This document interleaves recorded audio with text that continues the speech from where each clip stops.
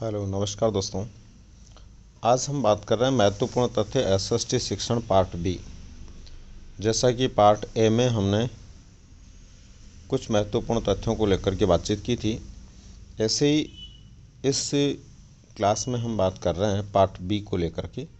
और एसएसटी शिक्षण मेथड से संबंधित चाहे आप किसी भी प्रकार की परीक्षा दे रहे हैं, ग्रेड 3 की शिक्षक भर्ती परीक्षा में आप भाग ले रहे हैं, आप रीट के लिए या ग्रेड 2 के लिए हैं, तो सुनिश्चित रूप से ये सभी तथ्य आप लोगों के लिए बहुत महत्वपूर्ण साबित होने वाले हैं। तो दोस्तों, पार्ट बी में आज हम देख रहे हैं सबसे पहले नंबर पर एनसीईआरटी के अनुसार उद्देश्य वे साध्य हैं जिनकी दिशा में कार्य करते हुए पूर्व नियोजित परिवर्तन प्राप्त किए जाते हैं। यानी एनसीईआरटी का ये मानना है कि जो उद्देश्य हम तय करते हैं वो एक साध्य के रूप में होते हैं और उनको हमें साधना पड़ता है, या कुल मिलाकर उनको प्राप्त करने की दिशा में ही हमें पहले से जो निर्धारित योजना बना कर के कार्य कर रहे होते हैं उसके अनुसार परिवर्तनों को प्राप्त किया जाना होता है। यानी जो हमने पहले तय किया कि क्या क्या चेंजेस, क्या क्या परिवर्तन आने चाहिए, उनको प्राप्त करने का प्रयास करते हैं। नेक्स्ट है दोस्तों, बीडी भाटिया के अनुसार बिना उद्देश्य के ज्ञान के शिक्षक उस नाविक के समान है जिसे अपनी मंजिल का पता नहीं है, और उसके विद्यार्थी उस पतवार विहीन नाव के समान है जो लहरों के थपेड़े खाकर किसी भी किनारे से जा टकराएगी। यानी बलदेव भाटिया का मानना है कि बिना किसी उद्देश्य के ज्ञान के यदि कोई शिक्षक है, उसको पता ही नहीं है कि वो क्यों पढ़ा रहा है, तो इसका मतलब वो ऐसा नाविक है जिसको अपनी मंजिल का पता नहीं है। और दोस्तों, ऐसी नाव में कोई विद्यार्थी बैठा हुआ है तो वो ऐसी बिना पतवार वाली नाव के समान है जो लहरों के थपेड़े खाकर किसी भी किनारे से जा टकराएगी। इसका मतलब ये हुआ दोस्तों कि शिक्षण कार्य करते समय शिक्षक व शिक्षार्थी दोनों को अपने अपने उद्देश्यों का पता होना चाहिए। यदि शिक्षक और शिक्षार्थी दोनों को अपने अपने उद्देश्य का पता नहीं है तो सुनिश्चित रूप से मान के चलिए कि ये शिक्षण कार्य कभी भी सार्थक और सफल नहीं हो सकता।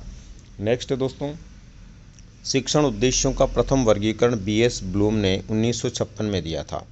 शिक्षण उद्देश्यों का पहला वर्गीकरण 1956 में दिया गया था बीएस ब्लूम के द्वारा, जो अमेरिकी विद्वान थे, और इन्होंने मूलतः 3 भागों में इनको बांटा था, ज्ञानात्मक, भावात्मक और क्रियात्मक के रूप में। दोस्तों, इसके बाद में देखिए, ब्लूम ने ज्ञानात्मक पक्ष के 6 वर्ग बताए थे। ब्लूम ने ही आगे चलकर ज्ञानात्मक पक्ष के 6 वर्ग बताए, जिसमें ज्ञानात्मक पक्ष के 6 वर्गों में पहला है ज्ञान, दूसरा अवबोध, तीसरा अनुप्रयोग, चौथा विश्लेषण, पांचवा संश्लेषण और छठा मूल्यांकन। हमेशा ध्यान रखिए दोस्तों, ये जो ज्ञानात्मक, भावात्मक, क्रियात्मक 3 प्रकार के वर्गीकरण दिए गए हैं, इनका आगे जब वर्गीकरण किया गया 6 पक्षों में, तो जो सबसे अंतिम होता है वो इनका सर्वोच्च जो है पद होता है या सर्वोच्च सोपान होता है। जैसे यहाँ पर मूल्यांकन है तो इसमें सर्वोच्च मूल्यांकन होगा, और ऐसा प्रश्न परीक्षा में 1 से अधिक बार आ चुका है कि सर्वोच्च इनमें कौन सा होता है, या ज्ञानात्मक पक्ष में सर्वोच्च कौन सा है तो मूल्यांकन आएगा। इसी प्रकार से भावात्मक पक्ष में आ गया तो वहाँ पर चरित्र निर्माण आएगा। इसी तरह से क्रियात्मक पक्ष में आ गया तो वहाँ पर आदत निर्माण आएगा। तो ये अपने को ध्यान भी रखना चाहिए कि इनमें जो सबसे लास्ट में होता है वो सर्वोच्च होता है। यानी कि अंतिम प्रकार का उद्देश्य है इसमें। सबसे पहले बालक को ज्ञान करवाना है, फिर बोध करवाना है। ज्ञान का मतलब तथ्यों के बारे में जानकारी देना, अवधारणा की जानकारी देना। बोध का मतलब समझ पैदा करना। अनुप्रयोग का मतलब बालक उसका उपयोग कैसे कर सकता है ज्ञान का। उसके बाद में विषय वस्तु को विस्तार से या तोड़कर बांट कर देखना। संश्लेषण मतलब निष्कर्ष को प्राप्त करना, और उसके बाद में मूल्यांकन। तो इस तरह से जो है ब्लूम ने 6 वर्गों में इसको बांटा है। नेक्स्ट है दोस्तों, भावात्मक पक्ष का व्यवस्थित वर्गीकरण कर्थवाल ने दिया था 1964 में। और आपको ये भी ध्यान रहे कि 1964 में जब कर्थवाल ने ये वर्गीकरण दिया था तो ब्लूम और मसीहा का इसमें सहयोग लिया गया था, यानी उन्होंने भी इनका सहयोग किया था, जिनके अनुसार 6 वर्ग इन्होंने भी बताए: आग्रहण, अनुक्रिया, अनुमूल्यन, प्रत्यक्षीकरण, व्यवस्थापन, चरित्र निर्माण। तो आग्रहण का मतलब होता है ग्रहण करने वाली स्थिति। अनुक्रिया का मतलब होता है जो ग्रहण किया गया उससे जो भी प्रतिक्रिया पैदा होती है व्यक्ति में वह। अनुमूल्यन का मतलब होता है जो भी ग्रहण किया गया उसके माध्यम से कौन कौन से मूल्य व्यक्ति अपने जीवन के लिए प्राप्त करता है, और उन मूल्यों में से कौन सा मूल्य ऐसा है जो उसके लिए बहुत उत्तम प्रकार का है, आवश्यक है, वो प्रत्यक्षीकरण होगा। और प्रत्यक्षीकरण के बाद में व्यवस्थापन का अभिप्राय यह है, जो मूल्य ग्रहण कर रहा है, जो ज्ञान व्यवहार प्राप्त कर रहा है, उसको एक व्यवस्थित तरीके से क्रम से जमाना कि कौन सा पहले कौन सा बाद में आएगा, कौन सा ज़्यादा महत्वपूर्ण है, कौन सा कम महत्वपूर्ण है, और लास्ट में चरित्र निर्माण इसका अंतिम उद्देश्य होता है। तो चरित्र निर्माण इसका उच्चतम स्तर भी होगा।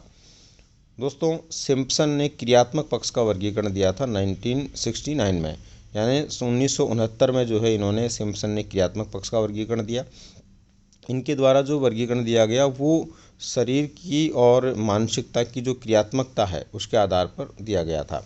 इनके भी 6 वर्ग हैं, जिसमें सबसे पहले उद्दीपक। उद्दीपक का मतलब जिसका प्रभाव व्यक्ति के ऊपर आता है। इसके बाद में जब किसी से प्रभावित होता है व्यक्ति, तो निश्चित रूप से उसकी दिशा के अंदर वो कोई क्रिया करता है, कामक क्रिया होती है। कामक क्रिया शारीरिक और मानसिक हो सकती है। उसके बाद में कामक क्रिया करते समय दोस्तों नियंत्रण ज़रूरी है। कोई भी क्रिया है उसको एकदम सही करना है तो कंट्रोल ज़रूरी है। और तो नियंत्रण, और जब नियंत्रित वातावरण में कोई व्यवहार किया जाता है तो समायोजन, एडजस्टमेंट भी करना पड़ता है। परिस्थितियाँ आती है, उनके साथ में तालमेल बैठाना पड़ता है। इसके बाद में जब व्यक्ति उस कार्य को बार बार करता है तो वह कार्य उसके स्वभाव में आने लगता है, और जब स्वभाव में आया हुआ व्यवहार स्थायी हो जाता है तो वो आदत बन जाती है, आदत निर्माण। और दोस्तों हमेशा ध्यान रखिए, आदत जो है कार्यों को सरल बनाने में योगदान देती है। किसी भी कार्य को हम पहली बार करते हैं तो कठिन लगता है, लेकिन जब बार बार करते हैं हमारे स्वभाव में आ जाता है और स्थायी बन जाता है तो आदत बन जाती है और कार्य सरल हो जाता है। नेक्स्ट है दोस्तों, भारत देश में शिक्षण उद्देश्यों के ज्ञानात्मक पक्ष का वर्गीकरण NCERT ने ज्ञान, बोध, ज्ञानोपयोग, कौशल, अभिरुचि और अभिवृत्ति के रूप में दिया। देखो, अभी ज्ञानात्मक पक्ष का हम ब्लूम के अनुसार देख रहे थे, तो ब्लूम ने जो है ज्ञान, अवबोध, उसके बाद में उसका अनुप्रयोग, विश्लेषण, संश्लेषण, मूल्यांकन के रूप में दिया। वहीं पर भारत देश में NCERT जो है सर्वोच्च शिक्षा संस्था के रूप में ये जो है मार्गदर्शन करती है भारत देश में। जो संस्था इसके वर्गीकरण को किस प्रकार से प्रस्तुत करती है, तो ज्ञान, बोध और ज्ञानोपयोग तो लगभग वही है समान प्रकार से, लेकिन उसके बाद इन्होंने यहाँ पर कौशल को लिया है, यानी जो ज्ञान का उपयोग वो कितनी कुशलता के साथ में संभव है, उसकी कुशलता क्या रहेगी। उसके बाद में अभिरुचि। अभिरुचि का मतलब होता है किसी भी कार्य के प्रति जब रुचि होती है तो व्यक्ति उसको अपना एक तरह से व्यवसाय चुन लेता है, उसके प्रति विशिष्ट रुचि को प्राप्त कर लेता है, उसके भविष्य के रूप में उसको वो चुन लेता है। और जब किसी कार्य के प्रति विशेष रुचि के साथ में भविष्य का चुनाव व्यक्ति कर लेता है तो उसके प्रति उसकी सोच बदल जाती है, उसका नज़रिया बदल जाता है, दृष्टिकोण बदल जाता है, उसको बोलते हैं अभिवृत्ति। तो भारत देश के अंदर शिक्षण उद्देश्य में माना गया है कि ज्ञान से लेकर के उस ज्ञान के माध्यम से सभी क्रियाओं से गुजरते हुए उस बालक की सोच को बदल देना, उसके दृष्टिकोण को बदल देना ही मूल रूप से ज्ञानात्मक उद्देश्यों की पूर्ति है। इसके बाद में दोस्तों, regional college of education Mysore RCEM ने भी ज्ञानात्मक पक्ष का वर्गीकरण दिया था, और इन्होंने केवल 4 पदों में ही वर्गीकरण दिया, 4 ही पद बताए, जिसमें ज्ञान, बोध और ज्ञानोपयोग, ये 3 तो समान रूप से माने, और चौथे नंबर पर जो कौशल, अभिरुचि और अभिवृत्ति, इनको डायरेक्ट उन्होंने सृजनात्मकता कहा, यानी क्रिएटिव होने वाली जो स्थिति है उसको कहा, मतलब एक शब्द के अंदर इन तीनों को समाहित कर दिया। और सृजनात्मकता क्या होती है, सृजनात्मकता के अंदर कुछ चीज़ें मिली हुई होती है। अपसारी चिंतन के माध्यम से काल्पनिक रूप से आने वाले किसी व्यवहार को व्यक्ति जब क्रियात्मक रूप में ला करके किसी नवीन प्रकार के व्यवहार का सृजन कर देता है तो वो नवीन प्रकार का जो सृजन है वही सृजनात्मकता है, या सुनिश्चित नवनिर्माण ही सृजनात्मकता है।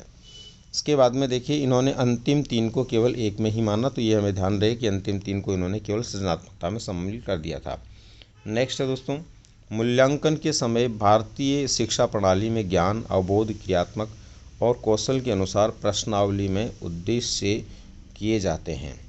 देखो, हमारे यहाँ पर क्या है कि मूल्यांकन के समय जब उद्देश्यों की बात आती है तो मूल्यांकन के समय 4 प्रकार के उद्देश्यों को लेकर के जो है मूल्यांकन किया जाता है, जिसके अंदर कुछ प्रश्न ऐसे होते हैं जो ज्ञानात्मक होते हैं, कुछ प्रश्न ऐसे होते हैं जो अवबोधात्मक होते हैं, कुछ प्रश्न ऐसे होते हैं जिनका संबंध क्रियात्मकता से होता है, और कुछ कौशल से संबंधित होते हैं। तो इसीलिए मूल्यांकन प्रणाली के अंदर जो प्रश्नावली बनाई जाती है उसमें ये 4 उद्देश्य तय किए जाते हैं, और चारों उद्देश्यों की पूर्ति की दिशा में प्रश्नावली का निर्माण किया जाता है, ज्ञानात्मक, अवबोधात्मक, क्रियात्मक और कौशलात्मक।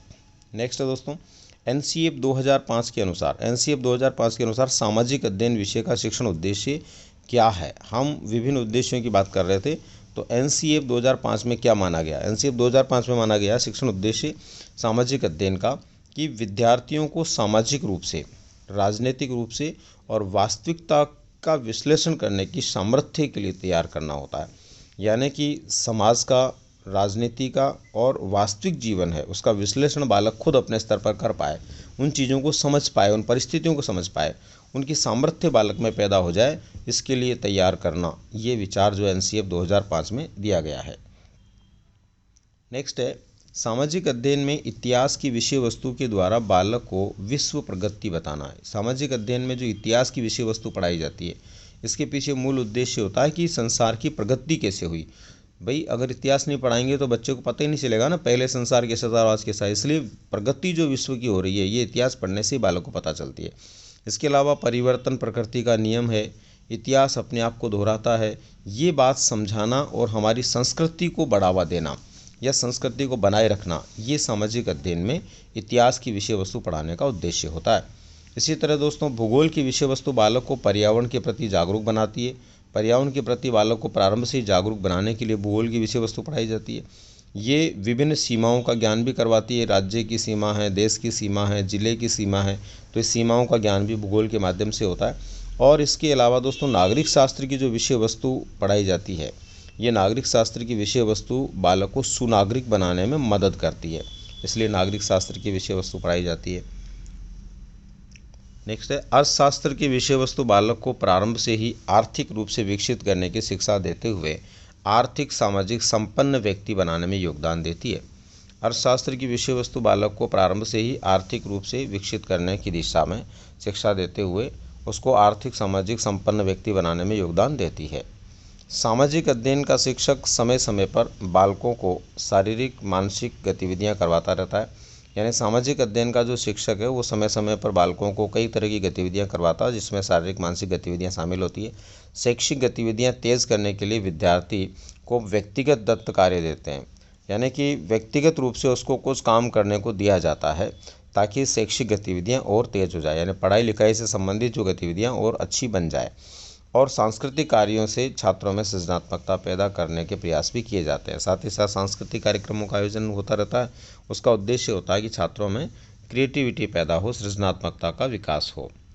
नेक्स्ट है दोस्तों शिक्षण में पर्यटन विधि का विचार सबसे पहले पेस्टोलॉजी ने दिया था। देखो 18वीं सदी में पहली बार पेस्टोलॉजी ने कहा था कि यदि किसी बालक को किसी वस्तु या स्थान का ज्ञान करवाना तो उसको वहीं प्रत्यक्ष रूप से ले जाना चाहिए।